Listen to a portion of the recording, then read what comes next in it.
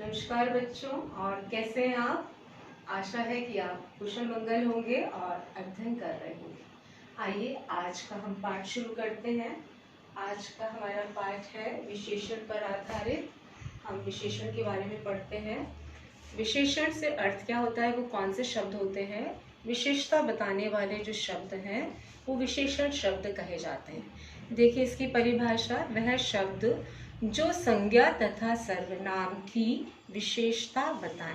किसकी विशेषता बता रहे हैं? संज्ञा शब्दों की और सर्वनाम शब्दों की जो विशेषता बताते हैं उसे हम विशेषण कहते हैं। देखिए उदाहरण, लाल कपड़ा। कपड़ा संज्ञा है और उसकी विशेषता क्या है? लाल। कपड़ा लाल रंग का है। उसी तरह से बालक सुंदर। बालक क्या है? संज्ञा, और सुंदर उसकी विशेषता है, अर्थात जो सुंदर है वह विशेषण है। उसी प्रकार से उदाहरण देखिए, मजबूत कुर्सी। कुर्सी की विशेषता क्या है? वह मजबूत है, और कुर्सी क्या है? संज्ञा शब्द है। किसान कैसा है? मेहनती। मेहनती किसान। किसान की विशेषता है वह मेहनती है। 1 किलो बेसन। बेसन क्या है? वस्तु, संज्ञा शब्द है, और उसकी विशेषता बताई गई है कि वह कितना है? 1 किलो है। उसी प्रकार से विशेष्य भी होता है। विशेष्य का अर्थ होता है जिस संज्ञा सर्वनाम शब्द की विशेषता बताई जाए उससे हम कहते हैं विशेष्य। जिस प्रकार से लाल क्या हो गया? विशेषण। कपड़ा विशेष्य हुआ। सुंदर विशेषण और बालक विशेष्य। मजबूत कुर्सी में मजबूत है विशेषण और कुर्सी है विशेष्य। मेहनती में विशेषण और किसान क्या है? विशेष्य। 1 किलो विशेषण और बेसन कैसा है? विशेष्य शब्द है। तो आपको समझ में आ गया होगा विशेषण किसे कहते हैं और विशेष्य से क्या अभिप्राय है। चलिए अब देखते हैं विशेषण के प्रकार। विशेषण का पहला प्रकार है गुणवाचक। गुणवाचक की परिभाषा है कि वह शब्द जो संज्ञा सर्वनाम के गुण जैसे रूप, रंग, आकार, स्वभाव, अवस्था, दोष, गंध, स्थान तथा आयु का बोध कराएं, वे शब्द क्या कहलाते हैं? गुणवाचक विशेषण कहलाते हैं। अब उदाहरण देखिए, उपवन में सुंदर फूल है। सुंदर क्या है? गुण है। अब हम कहते हैं कि लाल फूल है, तो ये क्या हो जाता है? उसका वर्ण हो जाता है, रंग हो जाता। फूल की विशेषता लाल है, फूल की विशेषता क्या है? वह सुंदर है। उसी प्रकार से जूता देखो, पुराना जूता, पुराने की अवस्था, जूते की अवस्था कैसी है? कि वह पुराना है, तो जूते की विशेषता क्या हो गई? पुराना। उसी प्रकार से आकार देखिए, इस आदमी का लंबा है, तो आदमी का आकार बताया गया, यह भी आदमी की क्या है? विशेषता है। किसान गरीब है, तो किसान की अवस्था भी क्या है? एक गुणवाचक विशेषण है, तो गरीब किसान। उसी प्रकार से देखिए, भला मानस उसका स्वभाव, और जैसे दोष की यहाँ पे बात हुई है तो कायर व्यक्ति, कायर बालक। इस प्रकार से जो शब्द आते हैं वो गुणवाचक विशेषण कहलाते हैं। चलिए देखते हैं, दूसरा है संख्यावाचक विशेषण।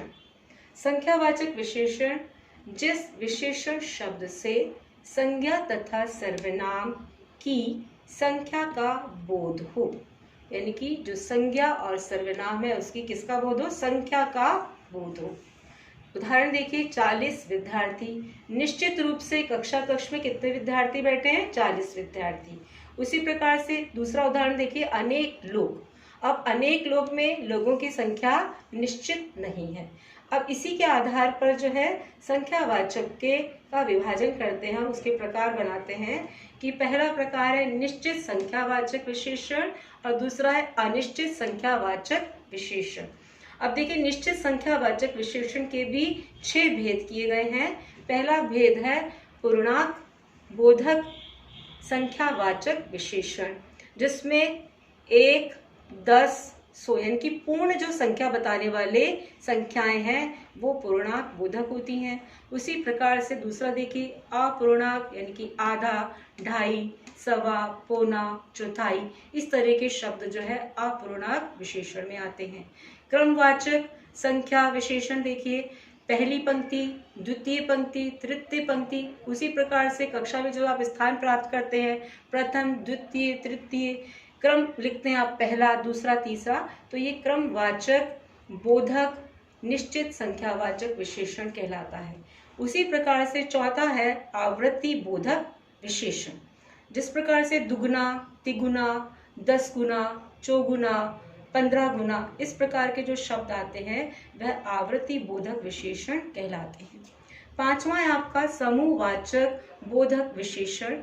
दोनों, तीनों, आठों, इस प्रकार का जो समूह बनाते हैं उसे हम समूहवाचक शब्द होते हैं। और यह जैसे तीनों भाइयों में बहुत अधिक प्रेम है, तो तीनों भाई कितने हैं? 3, तो ये उसकी विशेषता बताई जा रही है।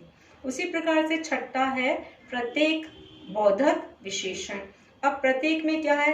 एक एक, यानी कि एक एक व्यक्ति को प्रसाद मिलना चाहिए, प्रत्येक व्यक्ति के पास पुस्तक होनी चाहिए, हर एक बालक अध्ययन करता हुआ दिखना चाहिए। इस प्रकार से संज्ञा और सर्वनाम की विशेषता निश्चित संख्यावाचक विशेषण के द्वारा बताई जाती है। अब देखिए अनिश्चित संख्यावाचक विशेषण। पहला उदाहरण देखिए, सभी सभा में कई लोग उपस्थित थे, तो कई लोग में संख्या निश्चित नहीं है। दूसरा देखिए, तूफान में अनेक जानवर हताहत हुए या मारे गए, अनेक में संख्या निश्चित नहीं है, अनिश्चित है। यहाँ सभी कुशल हैं, सभी में संख्या निश्चित नहीं, अर्थात अनिश्चित संख्यावाचक विशेषण है। सेठ जी के पास बहुत धन है, बहुत में धन की जो मात्रा है वह निश्चित नहीं है, तो अनिश्चित संख्यावाचक। इसी प्रकार से देखिए, सारे आम सड़ गए, सारे आम में 5 आम भी हो सकते हैं और उससे अधिक भी हो सकते हैं, संख्या निश्चित नहीं है। अंतिम देखिए, इसमें पुस्तकालय में असंख्य पुस्तकें हैं, पुस्तकालय में जो रखी हुई पुस्तकें हैं उसकी संख्या निश्चित नहीं है, अर्थात वह क्या हुआ? अनिश्चित संख्यावाचक हुआ। इसके बाद जो तीसरा भेद है, हम इस बोर्ड को पलटते हैं और फिर अध्ययन करते हैं। मैं सोच रही हूँ कि आपको समझ में आ रहा होगा, और अगर समझ में नहीं आता है बेटा तो आप पूछ सकते हैं।